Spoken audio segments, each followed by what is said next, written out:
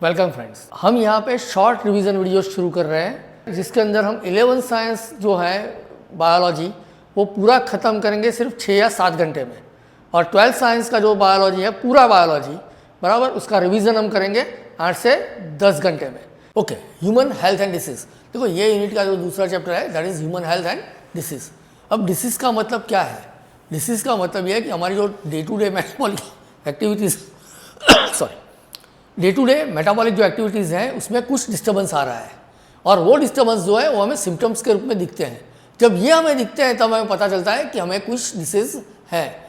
Disease जो है वो दो तरह के होते हैं, इन्फेक्शियस एंड नॉन इन्फेक्शियस। देखो इन्फेक्शियस डिसीज़ जो है वो एक ह्यूमन से दूसरे ह्यूमन में ट्रांसमिट हो सकते हैं, जबकि नॉन इन्फेक्शियस डिसीज़ है वो एक में से दूसरे में ट्रांसफ़र नहीं होते, ह्यूमन टू ह्यूमन ट्रांसफ़र नहीं होता है। इन्फेक्शियस डिसीज़ का एग्जाम्पल है कॉमन कॉल्ड, मीन्स हमें जो सर्दी जो जुकाम होता है ना that is the infectious, and non infectious में है कैंसर।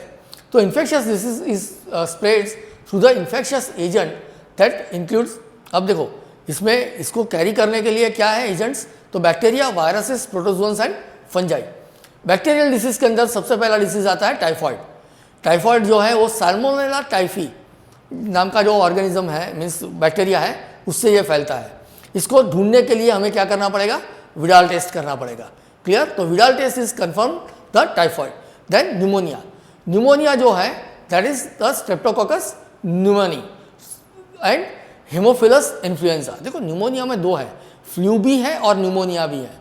तो स्ट्रेप्टोकोकस न्यूमोनी जो है वो न्यूमोनिया करता है, हेमोफिलस इन्फ्लुएंजा जो है वो फ्लू करता है। तो it infects the alveoli of lungs.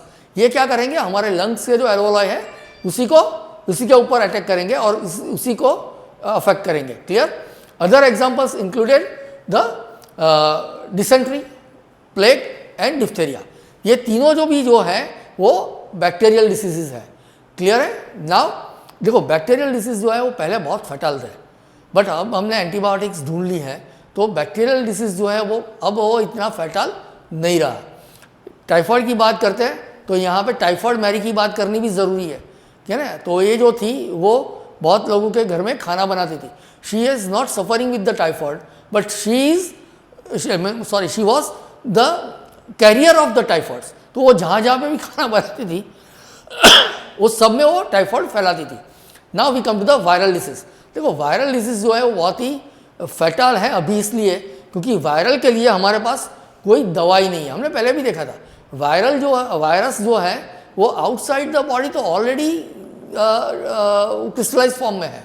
Clear? और वायरल डिसीज में देखो सब फैटल है ऐसा नहीं है, सब वायरल डिसीज जो है बहुत ही कॉमन है। जैसे कि हमारा होता है common cold that is through spread through the rhino virus. But देखो ये जो कॉमन कोल्ड है ना उसकी एक कैरेक्टरिस्टिक है कि ये जो अपने गले वाला जो पार्ट है उससे नीचे नहीं जाता। क्लियर? तो उसका इन्फेक्शन सिर्फ गले तक ही रहता है। क्लियर है? Now protozoan disease. प्रोटोजोन्स में सबसे पहला डिसीज आता है मलेरिया। पैथोजन जो है उसके लिए दैट इज द प्लाज्मोडियम, और यहाँ पे 3 तरह के मलेरिया होते हैं, plasmodium vivax, plasmodium falciparum and plasmodium malariae. Malarial parasites require 2 host. देखो इसकी लाइफ ये बहुत कन्फ्यूज मीन्स बहुत सारे बच्चे यहाँ पे कन्फ्यूज हो जाते हैं, भाई इसकी लाइफ साइकिल कंटिन्यू करने के लिए उसको 2 होस्ट की ज़रूरत पड़ेगी। क्लियर? वरना ऐसा नहीं है कि एक होस्ट पे भी वो जिंदा नहीं रह सकता, बट उसकी जो लाइफ साइकिल है मीन एसेक्सुअल एंड सेक्सुअल दोनों तरह का जो रिप्रोडक्शन है वो तभी खत्म होगा जबकि उसके पास 2 होस्ट होंगे। तो humans and female anopheles mosquito are the 2 host. Malarial parasite reproduce asexually in the human host.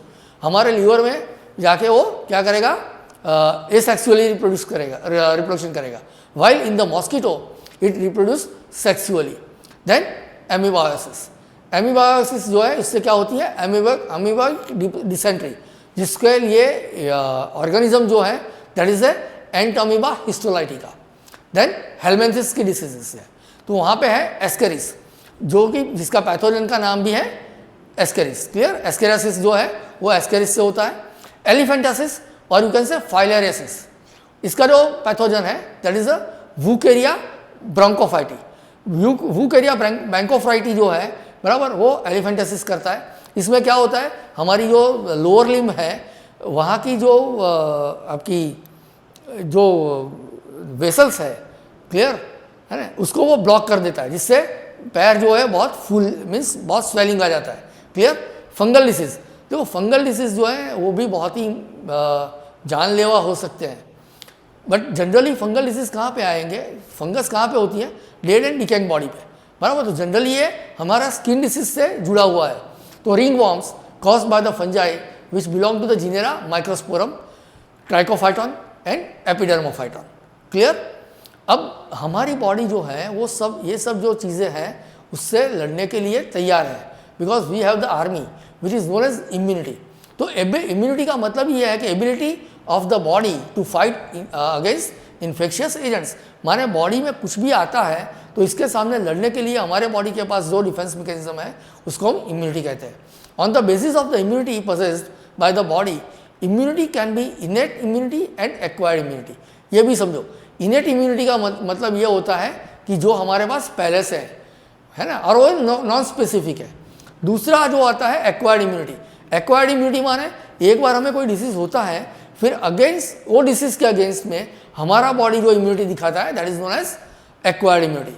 तो इनेट इम्यूनिटी में क्या आएगा, तो इनेट इम्यूनिटी में सबसे पहले आएगा it is a non specific type of defence mechanisms, और ये 4 तरह की होती है। First is the physical barrier. Physical barrier माने skin, covering of the body, clear, secretion of the mucosa and the respiratory tract, ये सब जो है वो ये हमारा फिजिकल बैरियर है, जहाँ से जो कोई भी ऑर्गेनिज्म की एंट्री जो है वो ब्लॉक करता है। Second is the physiological barriers. Physiological barriers माने देखो हमारे स्टमक के अंदर बहुत सारा एसिड है, और बहुत सारे ऑर्गेनिजम्स जो है वो इतना एसिडिक एटमॉस्फेयर है उसको टॉलरेट नहीं कर सकते। तो फिजियोलॉजिकल बैरियर में आता है acid of the stomachs and tears from the eyes. Cellular barrier, अब आप सेल लेवल पे आ जाओ, तो सेल्यूलर जो हमारा बैरियर है वहाँ पे हमारे ल्यूकोसाइट्स जो कि हमारे फैगोसाइट्स है वो काम करते हैं, जिसका एग्जांपल में मोनोसाइट्स एंड लिम्फोसाइट्स जो ब्लड में है वो सेल्यूलर बैरियर है।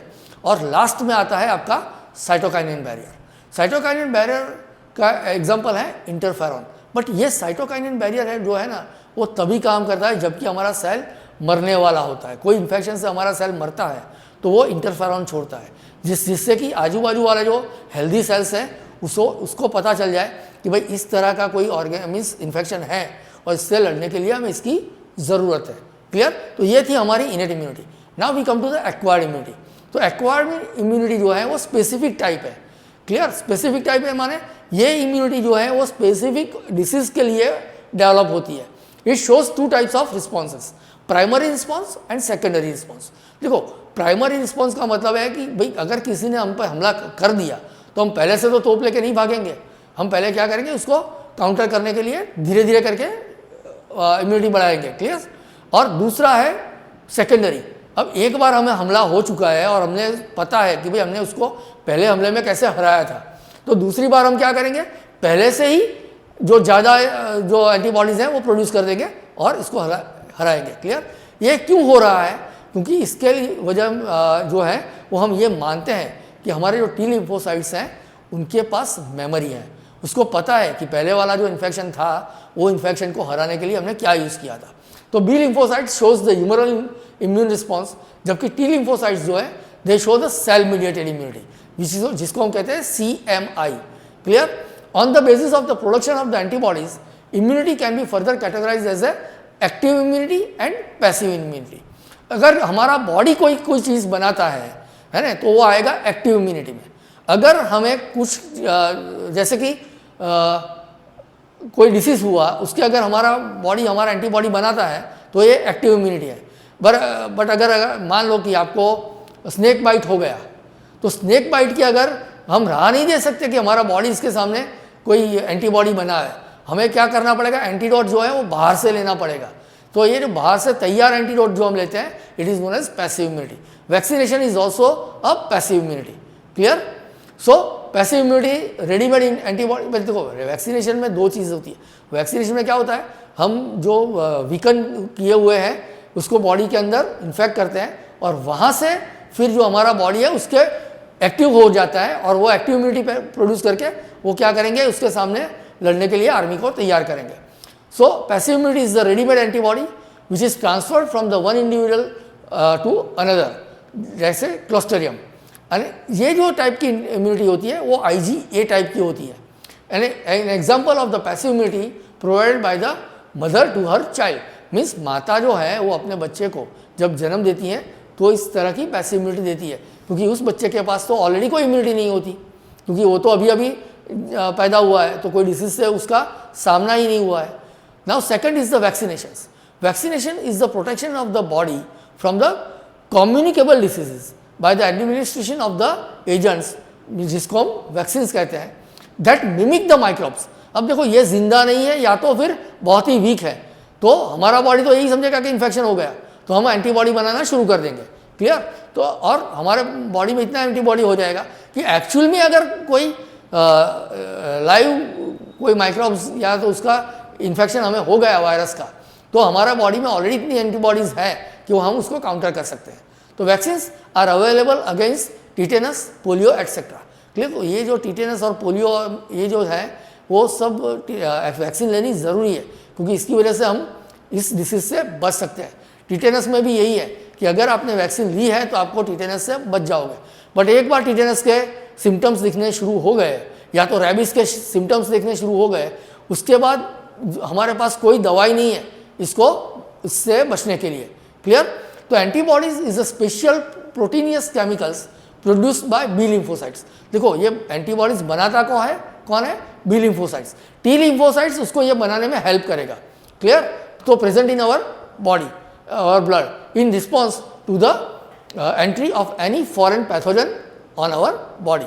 Clear? Any foreign pathogen, pathogen का मतलब होता है इन्फेक्शियस एजेंट, एंड फॉरेन माने बाहर से आया हुआ। अब देखो इन्फेक्शियस के अंदर सबसे इम्पॉर्टेंट जो डिसीज़ है जिससे बहुत सारे लोग मरे हैं वो है AIDS, that is acquired immunodeficiency syndrome. अब देखो सिंड्रोम लिखा है, यहाँ पे डिसीज़ नहीं लिखा। देखो सिंड्रोम इसलिए बोला है कि because this is not the disease, ये हमारी इम्यूनिटी को तोड़ देता है, इम्यूनिटी को ही डिस्ट्रॉय कर देता है। तो हमें बहुत सारे जो सिम्टम्स हैं वो एक साथ देखना शुरू हो जाते हैं, और हमारा इम्यूनिटी वीक है, इसके लिए हमारा बॉडी जो है वो काउंटर नहीं कर सकता। क्लियर? तो ये फैलता कैसे है? तो it can spread through the sexual contact with the infected persons. कोई इन्फेक्टेड पर्सन से आप सेक्सुअली कॉन्टैक्ट करते हो तो ये फैल सकता है। From the mother to her child through the placenta, placenta से होके मदर से चाइल्ड में भी ये फैल सकता है। Infected of the blood transfusions, अब किसी इन्फेक्टेड पर्सन का ब्लड आपको चढ़ा दिया गया, क्लियर? तो ये भी इससे हो सकता है, या तो नीडल यूज हो गई तो तब भी आपको एड्स हो सकता है। By the use of infected syringe या तो नीडल्स जो भी है वो अगर इन्फेक्शन पेशेंट की अगर आपके लिए यूज हो गई तो ये भी आपको एड्स कर सकता है। It is caused by the HIV virus. HIV virus का नाम है जो है वो human immunodeficiency virus. Clear? ये रेट्रोवायरस तरह का वायरस है, ये रेट्रोवायरस ग्रुप का वायरस है, एंड इसके अंदर जो जेनेटिक मटेरियल है they are the RNA। Clear? HIV stands for the human immunodeficiency virus. When HIV virus enters the host cells, अब देखो ये RNA वायरस है, तो उसको हमारे होस्ट सेल में जाके क्या करना पड़ेगा? DNA में कन्वर्ट होना पड़ेगा। क्लियर? सो तभी वो हमारे DNA से जुड़ पाएगा। तो when HIV virus enters the host cell, the viral RNA gets converted into viral DNA, which gets incorporated into the host DNA and starts producing new viruses। वो क्या करेगा? हमारे DNA से जुड़ जाएगा और फिर अपनी कॉपियाँ बनाना शुरू कर देंगी। इसको हम पहचानेंगे कि इसके लिए टेस्ट कौन सा होगा। तो डायग्नोस्टिक जो टेस्ट है एड्स के लिए वो है ELISA। ELISA माने एंजाइम लिंक इम्यूनोसॉर्बेंट सीरोलॉजिकल एसे, इससे हम इसको जान सकते हैं। अभी रिसेंटली हम लोग जो PCR है इसको अर्ली स्टेज में ढूंढने के लिए यूज़ कर सकते हैं या तो करते हैं। ट्रीटमेंट, भाई ये वायरल डिसीज़ है, वायरस के लिए हमारे पास कोई ट्रीटमेंट नहीं है, तो जो सिम्टम्स आते हैं उसी के हिसाब से हम ट्रीटमेंट करते हैं। या तो अगर अर्ली स्टेज है तो हम एंटीवायरल थेरेपीज जो हैं वो उसको देते हैं। So there is no permanent cure, antiviral therapies can prolong the life of the patients. So antiviral therapies से हम क्या करेंगे? इस जो पेशेंट है उसकी लाइफ जो है वो प्रोलॉन्ग करेंगे, बट हम उसको सर्वाइव नहीं कर पाएंगे। क्लियर? बट उसकी जो लाइफ स्पान है, अगर वो 10 साल में मरता था तो अब वो 20 साल तक जी पाएगा। Clear? Now prevention of the AIDS, तो तो इसको रोकना क्या है? सबसे पहले तो यही है, ensuring use of the disposable syringe and needles. माने हमेशा आप कहीं पे भी कोई भी मेडिकल प्रोफेशनल्स है, उसको सिरिंज और नीडल्स जो है वो डिस्पोजेबल ही यूज़ करनी है। Screening of the blood from the blood banks, अगर ब्लड बैंक से ब्लड आ रहा है तो उसको ये देखना पड़ेगा कि ये जो है वो इन्फेक्टेड ब्लड ना हो। And advocating the safe sex, clear? तो सेफ सेक्स करने से भी आप इससे बच सकते हो। Now we come to the non infectious disease. Non infectious disease में सबसे इंपॉर्टेंट डिसीज जो है दैट इज द कैंसर। जो कैंसर जो है वो नॉन इन्फेक्शियस है। अब देखो कैंसर जो है वो बाहर से कहीं नहीं आता, कैंसर हमारे बॉडी का ही सेल है और जो कि पागल हो चुका है और वो अपनी कॉपियाँ बनाता ही रहता है, क्लियर? और उसकी वजह से क्या होता है, जहाँ पे ऐसा सेल है वहाँ पे बहुत सारे सेल्स इकट्ठा हो जाते हैं और वो ट्यूमर फॉर्म करते हैं। तो tumour cause by the abnormal and uncontrolled cell division, इसकी वजह से ये होता है, क्लियर है?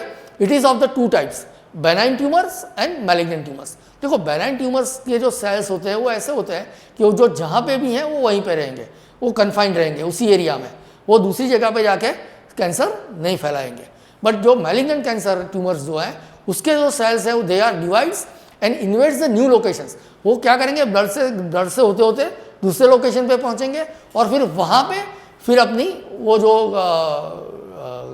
ट्यूमर है वो बनाना शुरू कर देंगे, clear? By getting transported through blood to the distant sites. Metastasis, metastasis is the property of the malignant tumour. मैंने बोला ना मैलिग्नेंट ट्यूमर के जो सेल्स है उसकी यह प्रॉपर्टी है कि वो जहाँ पे भी जाते हैं वहाँ पे फिर ट्यूमर प्रोड्यूस करते हैं। और ये ट्यूमर भी इसलिए बनता है क्योंकि हमारे जो सेल्स हैं उसमें आपके कांटेक्ट इनहिबिशन होता है। माने कोई भी सेल अगर जब ग्रो करने लगता है तो आजू बाजू के जो सेल हैं उसके जो कांटेक्ट में वो आएंगे तो वो क्या करेगा, अपना ग्रोथ बंद कर देगा। बट ये जो कैंसरियस सेल है वो उसमें ये कांटेक्ट इनहिबिशन नहीं होता है, इसलिए क्या करता है वो अपनी जो सेल ग्रो जो है, सेल डिवीजन जो है वो चालू का चालू रखता है, इसलिए वहाँ पे ट्यूमर हो जाता है, क्लियर? Now carcinogens. देखो एक्चुअली कैंसर क्यों होता है तो अभी तक हम नहीं पहचान सकते, बट वी नो दैट कि देयर आर सम एजेंट्स कि जिसकी वजह से हमें कैंसर हो सकता है, तो उसको हम बोलेंगे carcinogens, the cancer causing agents like X rays and UV raise.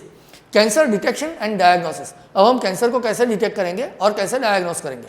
तो techniques involve are the radiography. सबसे पहले तो क्या करेंगे, हम रेडियोग्राफी करेंगे, माने आपका सोनोग्राफी करेंगे, देखेंगे। सोनोग्राफी के साथ ही हम हो सके, है ना, तो उसका एक छोटा सा टुकड़ा भी काट लेंगे जिसका हम हिस्टोपैथोलॉजी कर सके। Then computer tomography, and computer tomography का मतलब है सीटी, ये भी आपका एक्सरे जैसा ही है बट ये 3D एक्सरे है। And finally we go for the MRI, sorry. So MRI is the magnetic resonance imaging, clear? Now treatment of the cancer. देखो जब हमें उसका रूट कॉज ही पता नहीं है तो हम इसकी ट्रीटमेंट कैसे करेंगे? बट फिर भी जो बेनाइन कैंसर है जिसको हम ट्रीटेबल कैंसर कह सकते हैं, वहाँ पे क्या करेंगे हम, वो जो पूरा जो पोर्शन है बराबर उसको हम निकाल देंगे तो हमारे बॉडी में कैंसरस सेल्स नहीं रहेंगे। तो treatment of the cancer involves techniques like radiotherapy, chemotherapy and immunotherapy. अब सबसे पहली बात आएगी, अगर ये जो ऐसी जो कोई ट्यूमर है तो पहले उसको बॉडी से बाहर निकालो और उसके बाद रेडियोथेरापी एंड कीमोथेरापी, है ना। रेडियोथेरापी एंड कीमोथेरापी, रेडियो में क्या है, रेडिएशन से उसके आजू बाजू के जितने भी सेल हैं उसको हम मार देंगे। कीमोथेरापी जो है वो स्पेसिफिक केमिकल्स हैं जो इस तरह के सेल हैं उसको मारने के लिए सक्षम है, clear? Now we come to the drugs and alcohol abuses, clear? तो भाई ड्रग्स एंड अल्कोहल अब्यूजेस क्या है? ड्रग एंड अल्कोहल अब्यूजेस का मतलब है कि अब जब ऐसी जो चीज़ें हैं इसका जब हम ज़्यादा यूज़ करते हैं, या तो जो जिसके लिए उसको हमें यूज़ करना चाहिए उसके अलावा अगर हम इसका यूज़ करते हैं तो उसको बोलते हैं abuse. First is the opioids. Opioids is the heroin extracted from the papaver somniferum. Yes, papaver somniferum जो प्लांट है वहाँ से हम इसको एक्सट्रैक्ट करते हैं ओपियोइड्स को। Second is the cannabinoids. Cannabinoids is the example of the marijuana, hashish, charas and ganja. They obtain from the cannabis sativa. Cocaine जो है वो भी इसमें आता है and they obtain from the erythroxylum coca. Adolescents and drug abuses. अब देखो adolescence and drug abuse का मतलब यह है कि adolescence is the period in which the child becomes mature. तो यहाँ ये एक प्रोसेस भी है और ये एक एज भी है। तो इस प्रोसेस के जरिए जब ये एज से बच्चा गुजरता है तो वहाँ पे उसका ड्रग्स के क्योंकि उसके दिमाग में नई नई चीज़ें आती रहती है कि मैं ये कर दूँ, वो कर दूँ, फलाना कर दूँ, ढिकना कर दूँ, तो वहाँ पे ये ड्रग एब्यूज़ होने के चांसेस बहुत बढ़ जाता है। तो this is the age between 12 to 18 years. Clear? Now causes of drug abuse. तो बच्चे ये ड्रग्स लेते क्यों है? तो फर्स्ट इज़ द क्यूरियोसिटी, भाई देखते हैं कि क्या होता है, तो एक क्यूरियोसिटी में वो ड्रग लेना शुरू कर देते हैं। बट देखो ये चीज़ क्या है, ये बहुत ही एडिक्टिव है। एक बार अगर आपने उसको ले ली तो आपका जो बॉडी है उसको दोबारा मांगेगा। Clear? Second is adventure, third is excitement, fourth is experimentation. अब देखो बच्चे जो है वो ड्रग एब्यूज क्यों होते हैं, तो उसमें क्या होता है, सबसे ज़्यादा क्यूरियोसिटी होती है, एडवेंचर करने की जो वृत्ति होती है वो उसमें होती है, एक्साइटमेंट, एक्सपेरिमेंटेशंस एंड स्ट्रेस और pressure to excel in examinations. माने कोई भी स्ट्रेस से बचने के लिए बच्चा क्या करेगा, ड्रग्स लेना शुरू कर देगा। Now what is the effect of the drugs and alcohol abuse. तो हमें पता कैसे चलेगा कि ये इंसान ड्रग्स ले रहा है? तो फर्स्ट इज़ द जो सबसे इम्पोर्टेंट जो हमें देखने को मिलेगा वो है रेकलेस बिहेवियर्स, मैलिशियस मिस्चिफ्स, छोटी छोटी ऐसी मिस्चिफ करता रहेगा वो, वायलेंस। देखो ये बहुत इंपॉर्टेंट है कि ड्रग एब्यूज़ जो होता है ना वो उसके दिमाग के ऊपर उसका कोई कंट्रोल नहीं रहता है, तो वायलेंस हो जाएगा। ड्रॉप इन एकेडमिक परफॉर्मेंस, माने जो बच्चा अभी तक एकेडमी में अच्छा कर रहा था एकेडमिक्स में, वो अचानक से उसका परफॉर्मेंस जो है ड्रॉप होने लगता है। डिप्रेशन, बच्चा जो है वो डिप्रेशन में चला जाता है, या तो फिर आइसोलेशंस, किसी से मिलने से वो इनकार कर देगा, वो अपनी दुनिया में रहेगा, वो किसी से मिलेगा नहीं। देन एग्रेसिवनेस, बहुत जल्दी वो गुस्सा कर देगा, तो इसमें एग्रेसिवनेस जो है वो ज़्यादा देखने को मिलेगी। जो ये सडन चेंजेस अगर किसी के बिहेवियर में आते हैं तो we have to be alert. हमें ये पता होना चाहिए कि हमें अलर्ट हो जाना चाहिए कि शायद हो सकता है कि ये कुछ ऐसे ड्रग्स या उसके चक्कर में पड़ गया है। नाउ प्रिवेंशन एंड कंट्रोल्स, तो भाई कैसे इससे बचा जाए? सबसे पहले देखो एग्ज़ाम का जो प्रेशर होता है ना वो ये नहीं है कि यार वहाँ पे आपकी लाइफ ख़त्म हो जाती है, तो सबसे पहले तो अवॉइड द प्रेशर्स। अगर फिर भी आपको ये लत लग गई है तो आपको क्या करना पड़ेगा, काउंसलिंग करो, बराबर, and you can say go for the educations और काउंसलिंग, जिससे आप इससे बच सको। Then take help from the आपके जो पेरेंट्स हैं, वो आपके जो नज़दीक वाले हैं, उसको ये बात बताओ कि भाई हमें ये आदत हो गई है, हमें इसमें से निकलना है। And finally take the professional and medical help. देखो ये जो चीज़ है ना ड्रग्स वाली, वो आप एब्रप्टली छोड़ भी नहीं सकते, तो यहाँ पे आपको compulsory you have to go for the medical help.